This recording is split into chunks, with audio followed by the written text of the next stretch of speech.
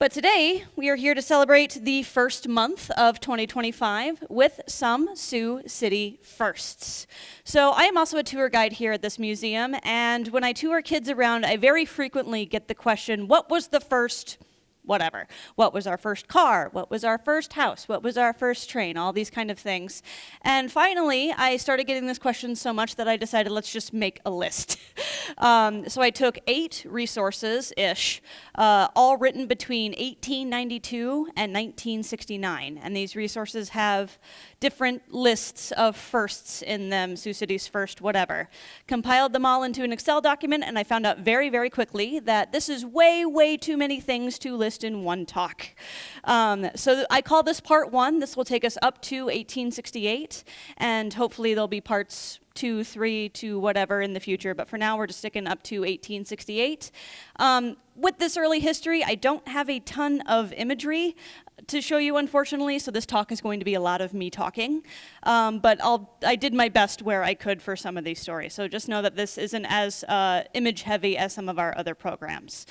These programs do get uploaded to YouTube, so I will ask that we just save any questions for the end. I'll be happy to answer those, but you can go to our YouTube channel too and check out many of these other talks.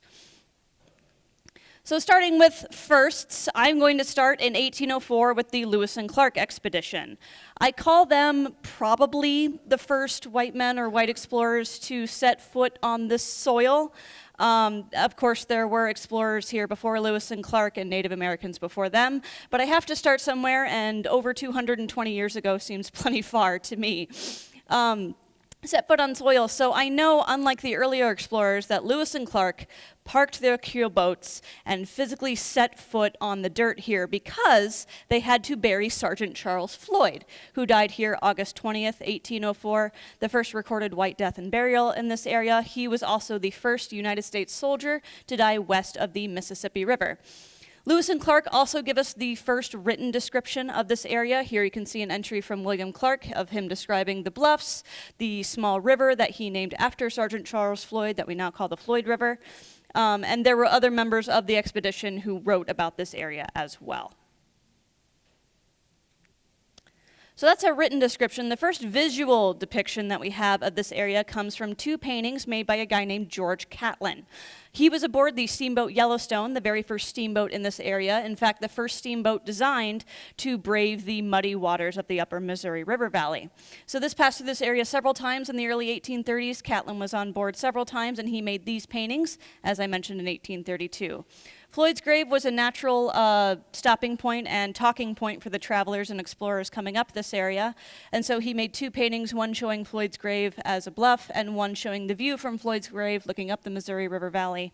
And this is the first time we get a visual look at what this area looks like, at least back in the 1830s.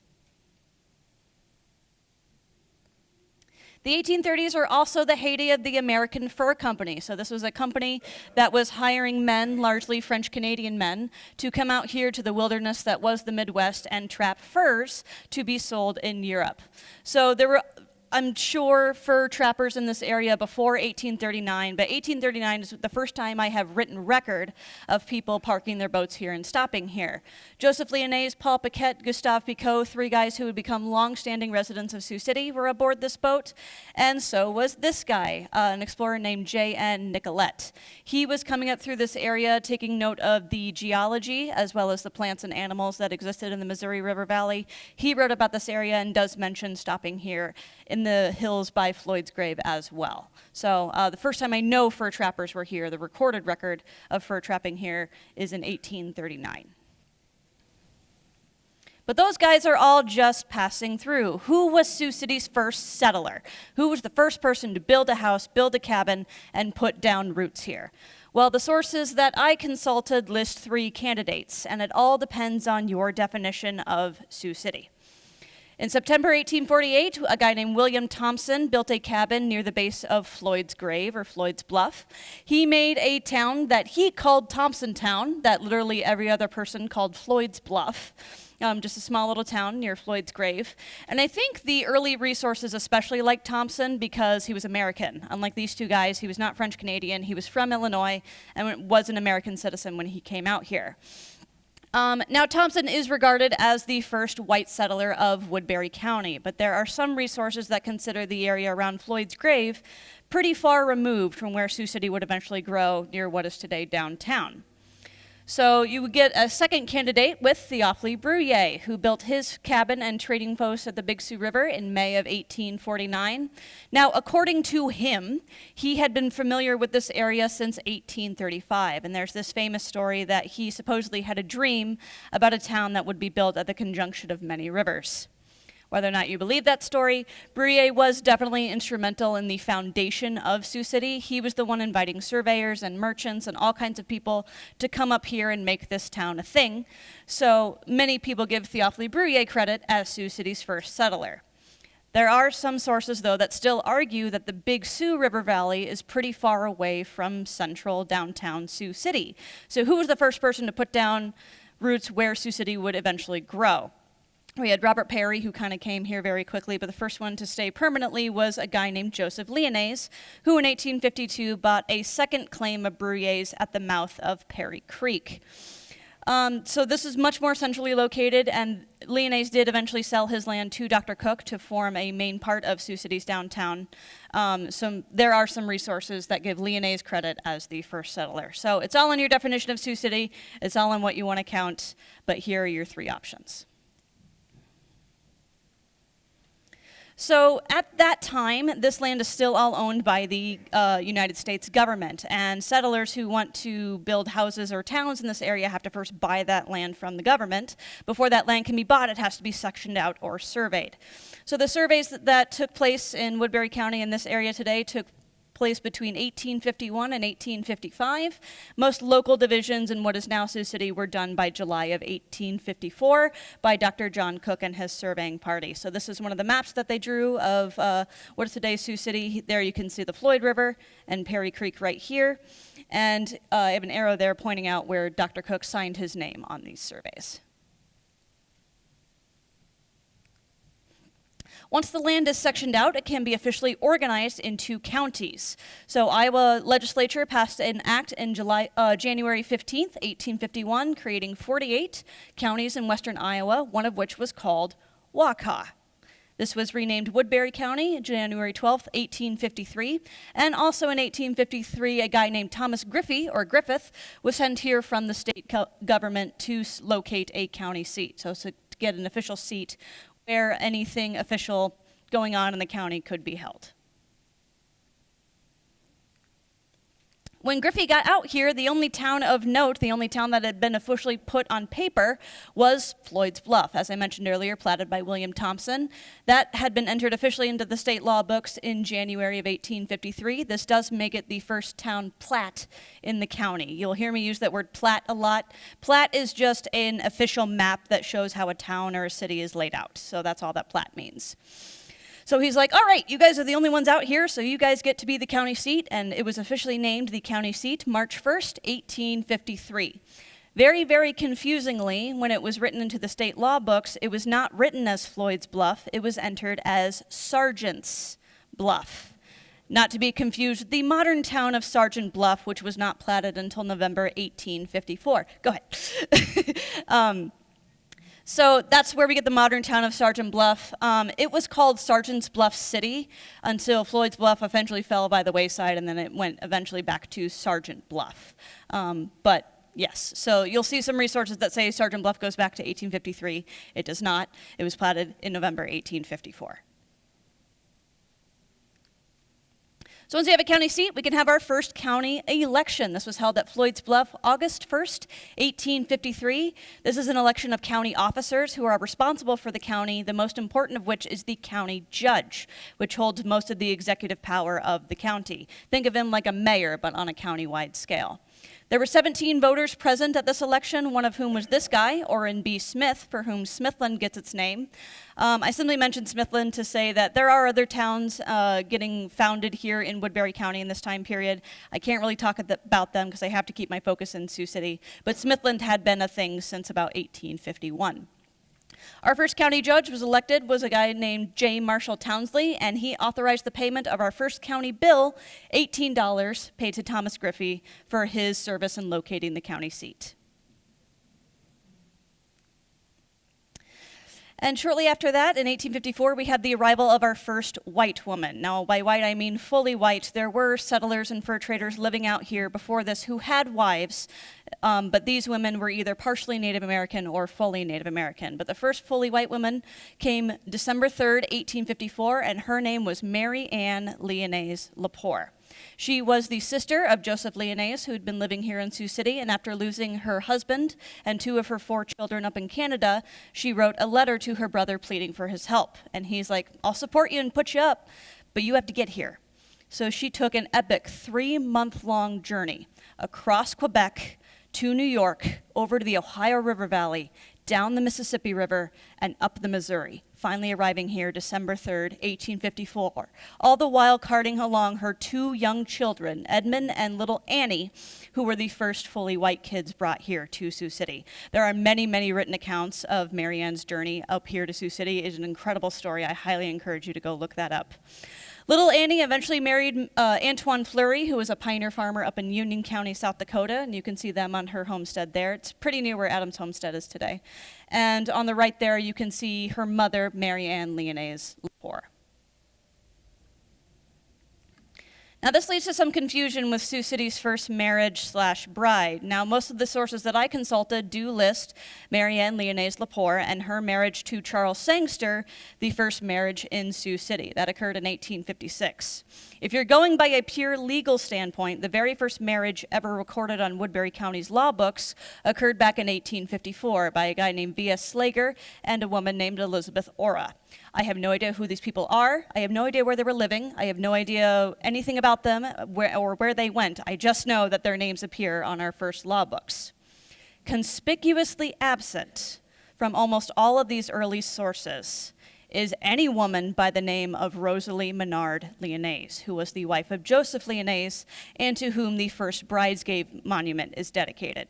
So who is she? Well, she was the daughter of a French fur trader who was living up in Fort Pierre. They came down here to Sioux City in the early 1850s, and most sources say that she was married to Joseph Lyonnaise around 1853. Why is she absent from these early resources? It could be because she was half native. It could be because the sources don't always agree where exactly they were married. Some people say they were married up in Fort Pierre. Others say they were married here in Sioux City by a traveling priest. Whatever the case, since 1938, Rosalie Menard Lyonnaise will forever be considered Sioux City's first bride.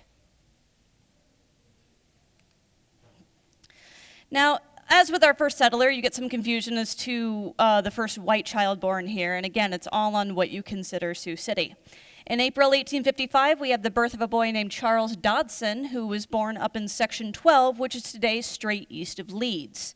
Now, in 1855, that is way, way out there. Even in this map from 1889, you can notice that that's not even within Sioux City's city limits yet. The city limits end with this green line right here. So, is that Sioux City? It is today, but was it back then? If you don't consider that Sioux City, then the first white child born here was Charles Sangster, son of Mary Ann Lyonnaise Lepore, and his father of the same name, Charles Sangster, who was born in 1857. Our first African-American settler. So there were African-Americans traveling through this area before this for various reasons, but the first one I know that actually semi-permanently settled here was a guy named John or Johnny Brazo. He settled near Floyd's grave with his wife in the fall of 1854. They were both in their 50s. Brazo was well known by the fur traders around here, and they told all of these stories about him. Who knows how many were true, from fighting outlaws to gunfights out in the West, all these stories. He was especially known here for playing the violin. So if you ever had a square dance or a little cabin party out here on the frontier, Johnny Brazo would come down and play the violin for you. And so that's how he got to be known around here. He was also fluent in many languages, including many Native American languages, and he actually only lived here a couple years before he was hired by the government to go up to Fort Berthold, which is in modern-day North Dakota, and he worked as an interpreter until his death in 1868.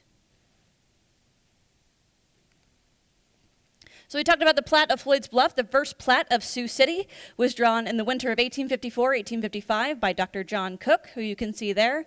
His original plat was actually over in section 29, which is west of Perry Creek. If you are driving on Sioux City's near west side and have all those streets that don't go north-south, the map kind of looks like this. That was Dr. Cook's original plat, though it's been replatted several times.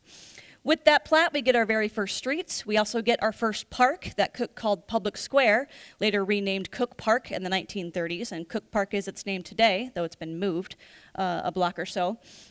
Cook also found the Sioux City Company, or the Sioux City Town Site Company, with 7 of his associates, and these guys are taking this plat and selling off the lots to people who want to buy houses or just own land. Real estate was a major, major business in these 1850s period, so most people out here are buying and trading real estate, including Dr. Cook. Now, Dr. Cook's land was nice, but he wanted something that had a bit more riverfront. And so early in 1855, he purchased the claim of Joseph Lyonnaise on the other side of Perry Creek, which had a nice flat bottomland to make a river levee. He bought that claim for around $3,000, which just imagine what that is back in 1855. And we have writings that survive from this time period of travelers coming up here and stopping at the Lyonnaise or Cook cabin, getting a nice hot meal and having a place to stay for the night before they move on. You know, kind of like a hotel. So we consider Cook and Lyonnaise's cabin the first hotel. Others very quickly followed. These log hotels have names like the Terrific or Pacific, which later became the Hagee House. That's what you can see here. The Hotel Tremont, the Sevier or Revere. Austin Cole's cabin was originally used as a hotel, and the Sioux City House were all original log hotels, temporary lodging for people who are waiting to get houses and businesses built here in Sioux City. Our first post office was established in July of 1855. Dr. John Cook was named postmaster, and he was well known for carrying letters around in his hat for delivery, rather than hanging out at the little log building on Pearl Street that served as the post office. Post office moved several times. C.K. Smith, when he became postmaster, was actually running it out of his St. Elmo hotel, because it was just easier for everybody to come to his hotel, because that's where he was likely to be. But the deliveries were pretty sporadic until October 1855, when a regular stagecoach line was established between Sioux City and Council Bluffs that would bring the mail from Council Bluffs up here to Sioux City at regular intervals. That stage line probably also built the Floyd River Bridge. I was having struggles trying to figure out who bridged the Floyd River first. If they did, it was probably just a little wickety-dink raglan bridge made out of wood that had to be replaced several times as the Floyd floods. So you see the same issue with Perry Creek. But they probably built our first Floyd River Bridge. Oh my gosh, my favorite story of this entire talk. I'm sorry I don't have any more visuals for it, but this will give you a taste of frontier justice. So, January, February 1853, we had the establishment of the 7th Judicial District of Iowa, comprised of 19 northwest Iowa counties. Now, this means that judicial proceedings now take place here around Sioux City rather than down in Pottawatomie County. We need a district court judge to serve as our judge, and so a guy named Samuel Riddle from Council Bluffs was elected in April 1853. Riddle did not have a law degree. He was a merchant. And so he's like, I'll go, but I need to have a law degree. And so very above the table, I'm sure, he got a law degree from the state government and was officially appointed as our district court judge in June. When he came up here and held our first term of court in September of 1855, September 1855, there were 3 cases on the docket that he held. One was suing Théophile Bruyere for neglect of duty as court clerk. Bruyere was supposed to be taking notes on the court jurisdiction, and he was not there, just not present at all. Another case was Horace Bacon and A.C. Ford, who were 2 guys from out in New Hampshire, were approved as resident lawyers here, so they were allowed to practice law here in Sioux City. And the final one back in I just realized now that says 1855. It should say 1853. I'm so sorry about that. I'll fix that in later talks. But the final case on the docket on this first district court meeting was the trial of William Thompson for murder/manslaughter. One of the square dances over at the Thompson cabin had got a little too rowdy, and he beat somebody to death with a rifle. The case was eventually dismissed because there was lack of evidence and lack of witnesses willing to testify. And Thompson famously said, "I was here before the law, therefore the law doesn't apply to me." So ends our first court meeting here in Sioux City. Our first church, so there are two denominations in Sioux City that claim to have our first church, and it really depends on your definition of church. Option one, you have the Methodists, who in the fall of 1855 had two preachers here who preached at a sermon at Sioux City. This was probably held at a log hotel, and it was heard by a whopping 4 people. Now, I don't know who those 4 people were. I know who the preachers were, but not the people who attended the sermon, because the Methodist Church doesn't have any membership rolls or documents that go back to 1855. The oldest documents date to about 1860, when the church was incorporated, meaning we have a physical piece of paper that says we are a church. And their building was complete also in 1860. But by the Methodist definition of a church, that meeting, even if it's only 4 people, was enough to constitute a church meeting, and therefore they claim we have the first church. Option 2 is the Presbyterians. So on July 9th, 1856, we have the arrival of Charles Martin, who was a missionary minister from Illinois. He was Presbyterian. This is a full year after the Methodist preachers were here.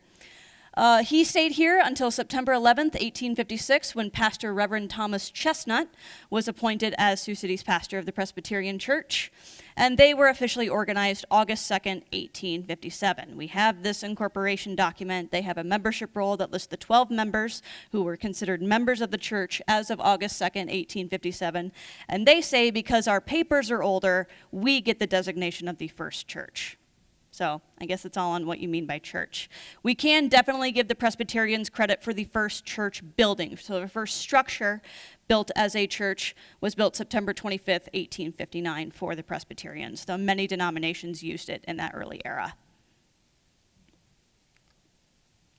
We have a similar issue when it comes to the first bank. So weirdly, most of the sources that I consulted give Samuel Cassidy credit as our first banker.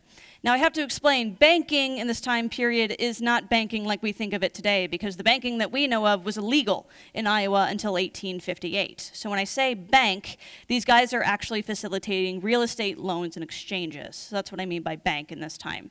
And Cassidy was doing this business starting in October 1855 with numerous partners, but he kind of got out of it by 1858. He turned his attention to law and politics. Contrast that with George Ware, who came here in December of 1855, so just a couple months after Cassidy was operating, and he made the Green Weir Graves and Company branch here in Sioux City. This became Weir and Allison, and this lasted all the way until 1901, one of Iowa's longest-standing banking firms, at least at the time. Ware called himself a banker from the get-go. He didn't fuddle with the real estate language and anything like that, and so most people credit George Ware, at least publicly, as Sioux City's first bank. So again, it's all on your definition. Our first land office. So a land office is a federal office in which settlers can make real estate exchanges. So if you're buying land from the government, you can do so at this land office. Again, real estate was the name of the game, so this was a very important thing for early Sioux City.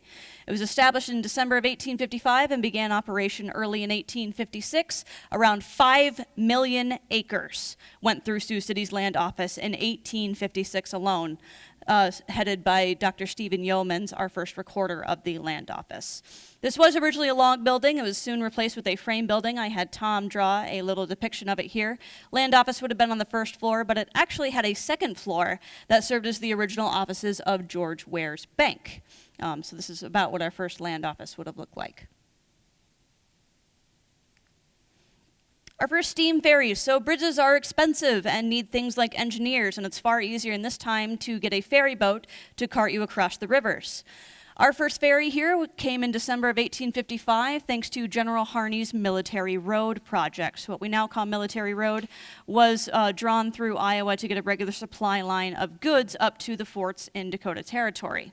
He originally hired a guy named Henry Ayotte, and for some reason, Ayotte did not understand the concept of not drinking copious amounts of alcohol while driving a boat. Harney got so frustrated with him that he was eventually fired and replaced with Paul Paquette. And you can see some of the rates that Paquette was charging. The military would, of course, probably had these fees waived, but this is what Paquette was charging for people to cross his ferry on the Big Sioux River.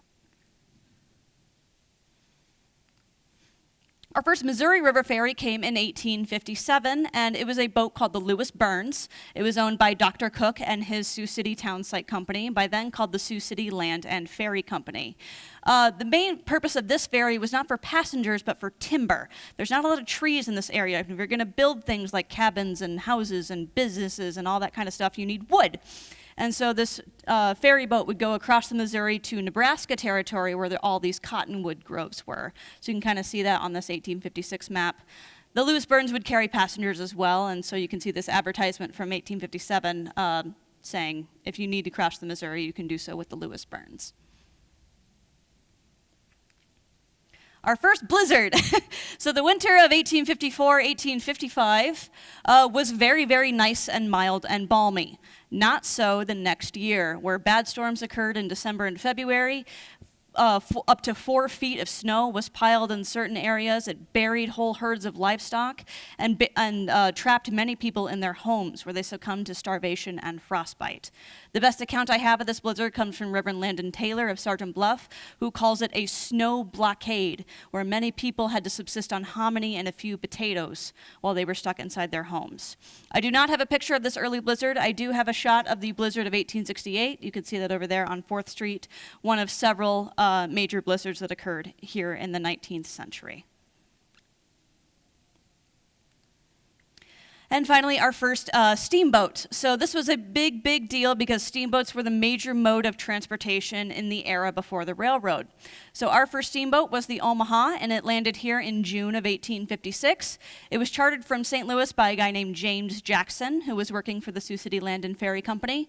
It held $70,000 worth of cargo, most of which was meant for Sioux City, and it was the first of 15 steamboats to land here in the 1856 season. The Omaha herself made several trips up here to Sioux City in that season.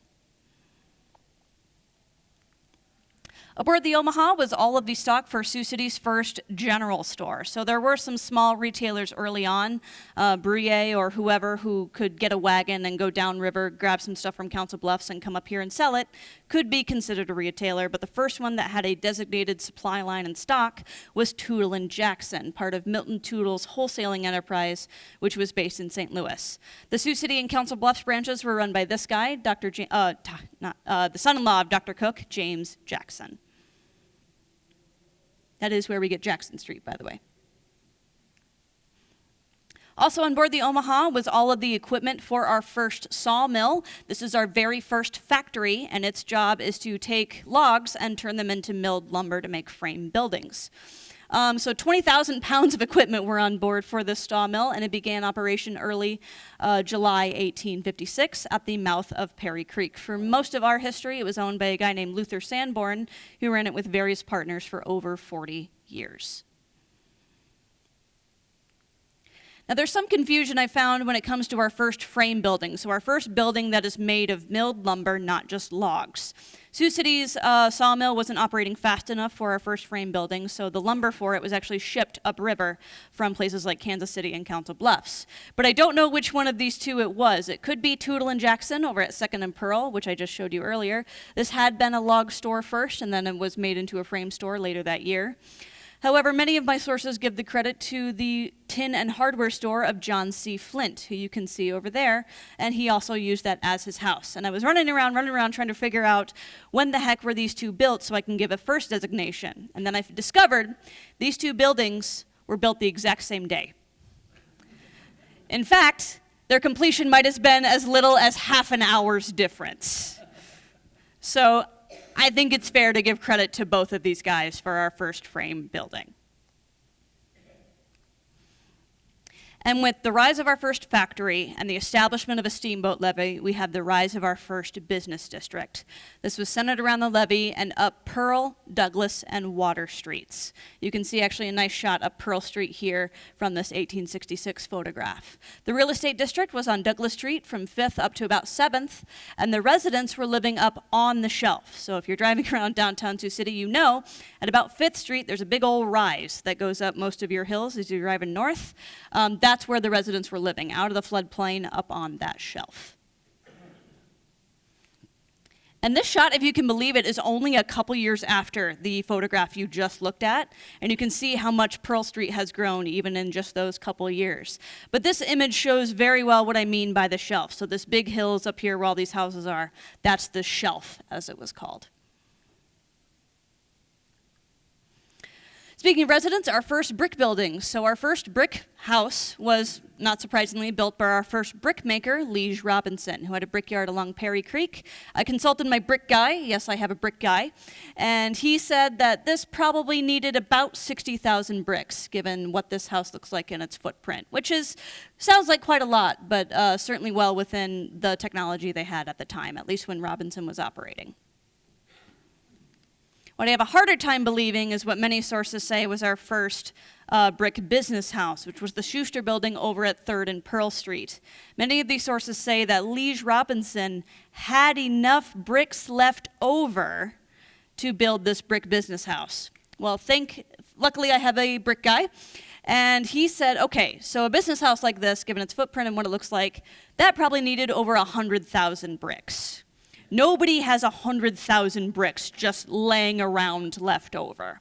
So I do think the Schuster building was built as the first brick business house. I just don't think it was built in 1856. I think it was built closer to like 1860 after Robinson had gotten a little bit more established. But it was over at 221 Pearl Street for many, many years.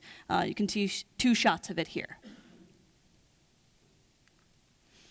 Our first physician, so I've been saying Dr. Cook and Dr. Yeomans, yes, they were medical doctors, but they didn't practice full-time. They were mainly interested in real estate. Our first physician practicing full-time, meaning I have an office at this location, come see me if you're sick, was Dr. Andrew M. Hunt. He was not only our first physician, he was our first dentist, and he was part owner of the Sioux City drugstore where he ran his 2 offices, as well as a medicine dispensary, and cosmetics, books, stationery, and magazines were also sold at the city drugstore at this time. It pays to cater to all kinds of needs in this early era. For those of you wondering what about Dr. Smith came a few months later, but he himself gets credit to Dr. Hunt as the first physician. And finally, why we're here on January 16th, 1857, because this is Sioux City's official birthday, according to the state legislature. We were officially incorporated on this date into the state legislature. We were issued our charter at the 6th General Assembly by, it was actually the first assembly to meet in Des Moines for the first time too, so that's kind of neat.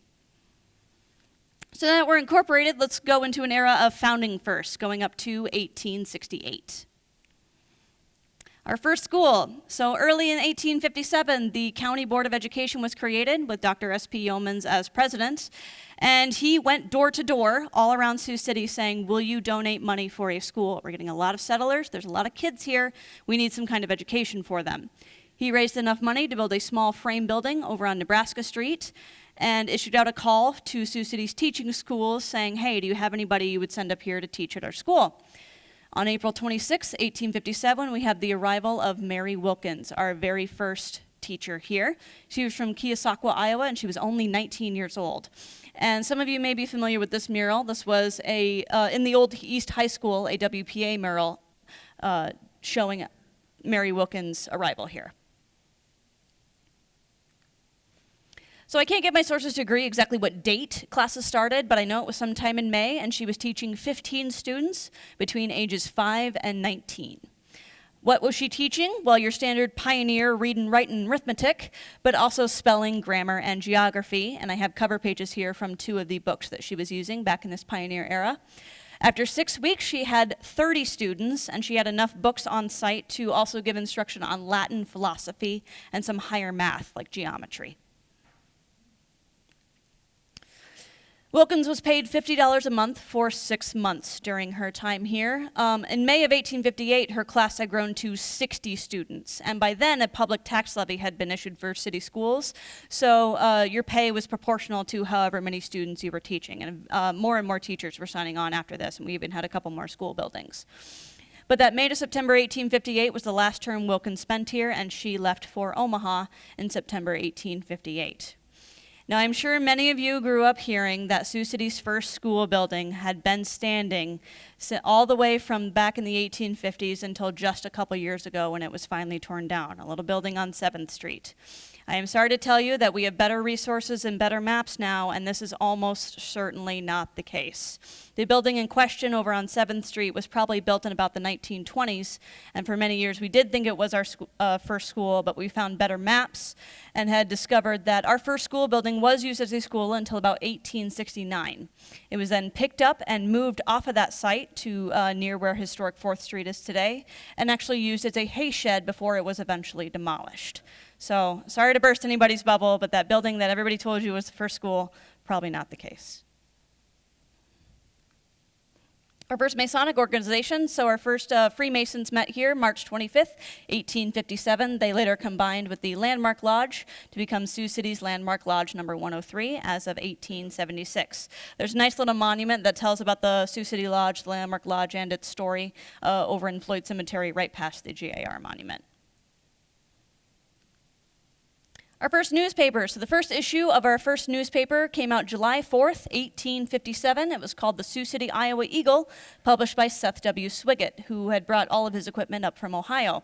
He charged $2 per year for a subscription, which was pretty standard for pioneer papers in this time period. And the Eagle does survive. It's on newspapers.com. We also have a bound copy here in our archives. This is the first page of our first issue right here. It tells of our first 4th of July celebration, which was held in a small grove above Perry Creek, and it was led by Dr. S.P. Yeomans. Our first grasshopper plague. So there were many kinds of grasshopper plagues, mainly affecting the areas north of Sioux City. The first one that I have on written record occurred in August 1857. But again, most people aren't farming out here in this time period. They're dealing in real estate and going into this whole town site buying business. So because there's not very many farms up here, there's nothing for these little insects to eat. And so they don't stay very long and they don't do a lot of damage. This was not the case in the 1860s and 1870s when we have a huge farming community in Siouxland and entire towns were completely wiped off the map. And many of those people who were living in those rural areas flooded to cities like Sioux City after the wake of these grasshoppers. Oh my gosh, the drama that is our first city election. So yes, Sioux City is a municipal entity now, and so we have to have people to run it. We held our first municipal election August 3rd, 1857. Back then we were operating under the ward system, so the city was divided into wards that submit votes. Candidates for our first mayor were JBS Todd and Ezra Millard. As you can see here, Ezra Millard received the most votes. However, old crooked county judge Dr. Cook did not want Ezra Millard as mayor. He preferred JBS Todd. So on a very loose technicality, he threw out all of the votes of one of Sioux City's wards, and JBS Todd was named mayor. There was a whole huge public outcry after this happened. JBS Todd refused to sit in something he won on a technicality, and finally a revote was issued April 5th, 1858, when our mayor was elected Robert Means. Means held the first meeting of our city council that same day in the schoolhouse at 7:30 p.m. The council at the time consisted of the mayor, 5 commissioners in charge of city departments, and a court of aldermen, which were representatives of the wards. A couple weeks later, they passed our very first city ordinance, and I would talk about what that is, but it's really boring legalese about what a city council is, who's to be a part of it, and how often it's supposed to meet. You can see it pretty much in any ordinance or law book. This shows you where Sioux City's wards were in 1875. We had 4 wards by then, and we were under the ward system until 1910. Our first recorded fire. So I have some whisperings of fires that occurred before this. The first one that I know officially that happened because it was printed in a newspaper was the home of Ezra Millard, who you just saw lost out, technically, in our first city election. It was put out by a small group of volunteers carrying buckets over from the river, and he issued a big thank you to those people in the Sioux City Eagle in 1857.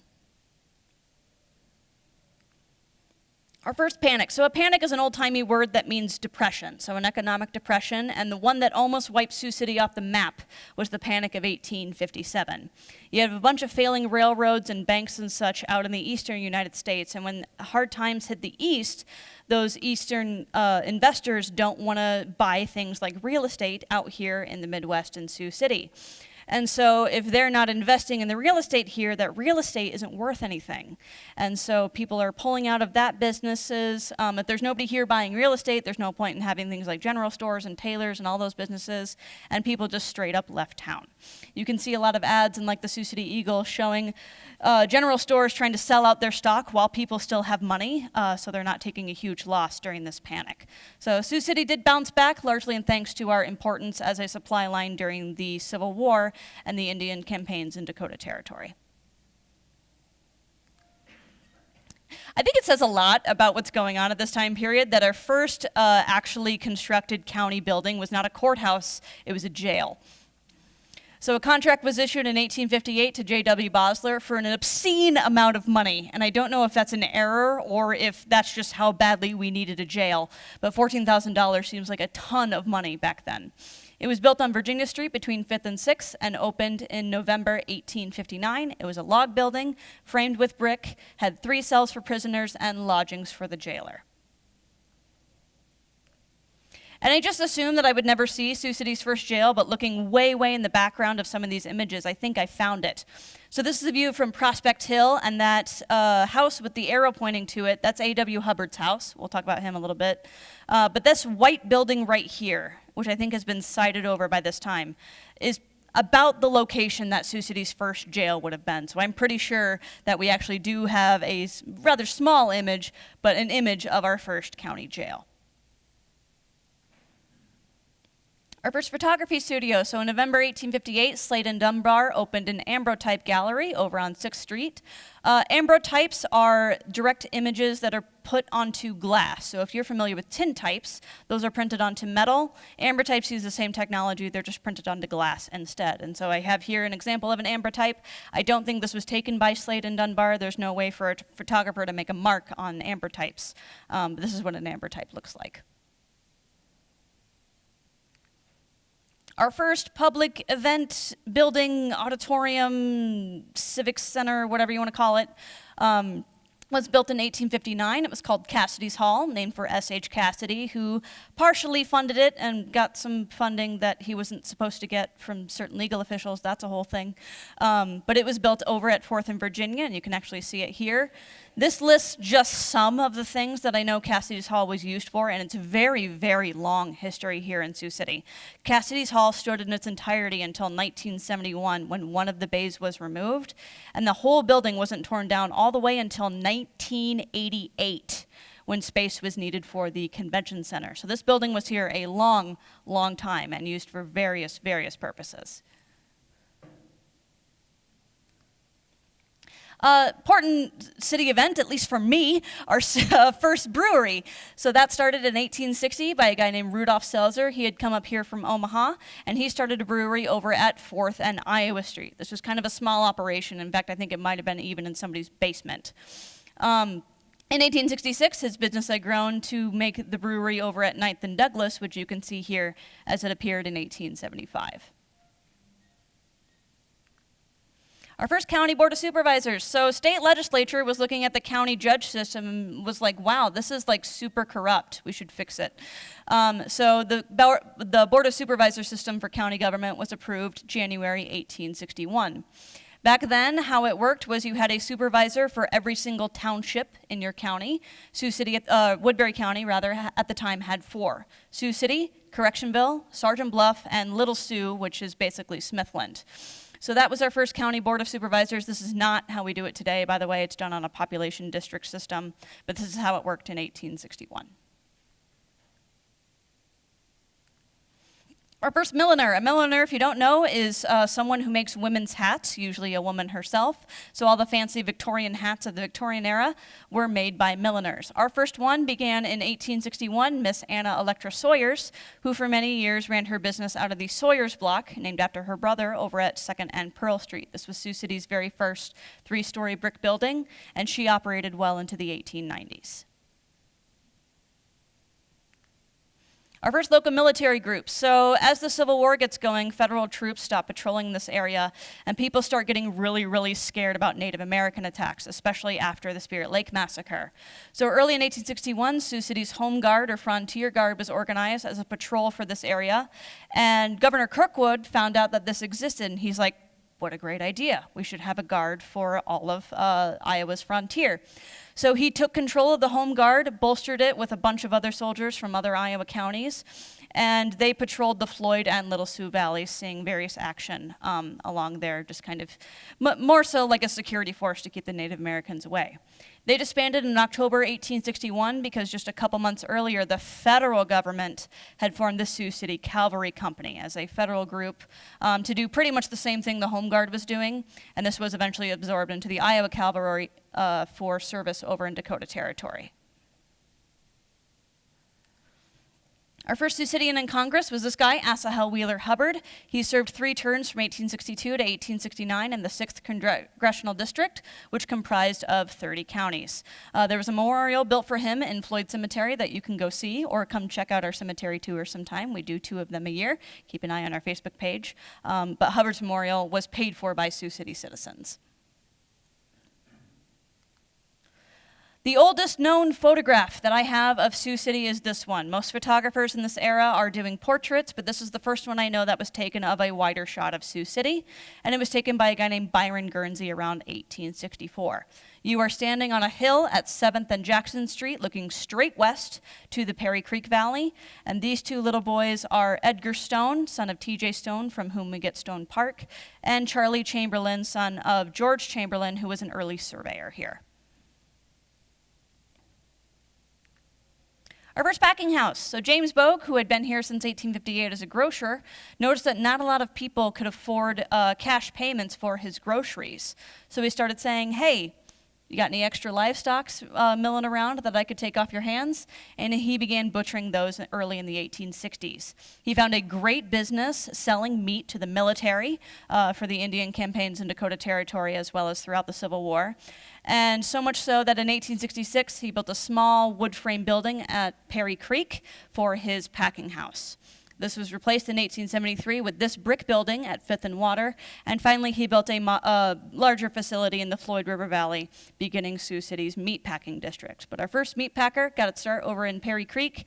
That whole story about the steamboat with the soggy sack of grain that he used to feed his hogs probably didn't happen, but who's to say it was a long time ago. Our first official city cemetery was formed November 9th, 1866. Originally just called the City Cemetery.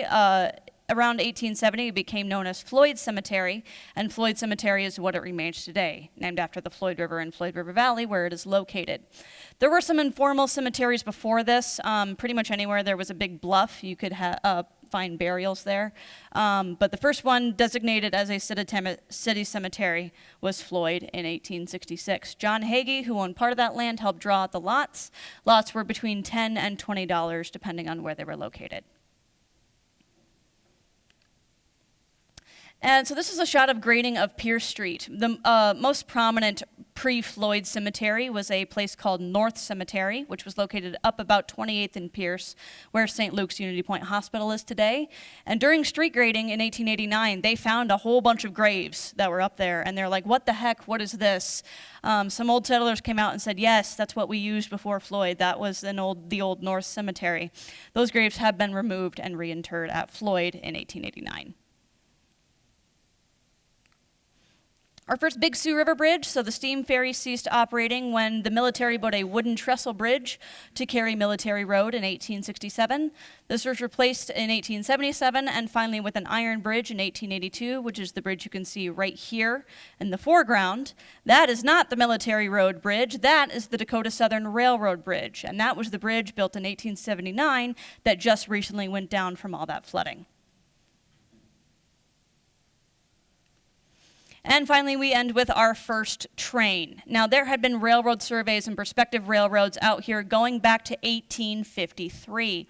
And I mention this because this is the only reason why Sioux City is where it is. Nobody knew where that railroad was going to cross the Missouri River. And if you could found the town where that was going to cross, you were going to make a heck of a lot of money. So the Dubuque and Pacific was one of the most prominent. That's the one Dr. Cook was a part of when he was coming out here to survey. But all of these lines failed for various reasons. And of course, the transcontinental line was eventually built down through Omaha and Council Bluffs. Finally, in 1864, we have the formation of the Sioux City and Pacific Railroad, built by all these guys. S.T. Davis would become really, really important in later Sioux City railroads, so I want to give special credit to him. But our first one wasn't formed on paper until 1864. So the whole point of the Sioux City and Pacific was to connect Sioux City down with that transcontinental line in Council Bluffs and Omaha via Missouri Valley. So you can see that red line here is the Sioux City and the Pacific. Construction began at Missouri Valley August 1867, and they hit the Floyd River Valley in February 1868, which means they were laying 74 miles of track in 7 months, which is crazy. And they would just load the steam engine on top of that track, build more track, and then move the engine, build more track, and move the engine. That's how it got out here. They bridged the Floyd, and then finally, March 9th, 1868, we had the arrival of Sioux City's very first train on the Sioux City and Pacific on 2nd Street. And so ends part run. Here is a whole bunch of other firsts that I couldn't list because either I didn't have pictures for them or, like our first earthquake, there's not much to say other than it happened. But thank you guys so much. Yes, we had earthquakes out here, several of them actually. But thank you guys so much for coming out. Yeah, hope you guys enjoyed it, and I'm happy to take any questions. Thank you guys so much.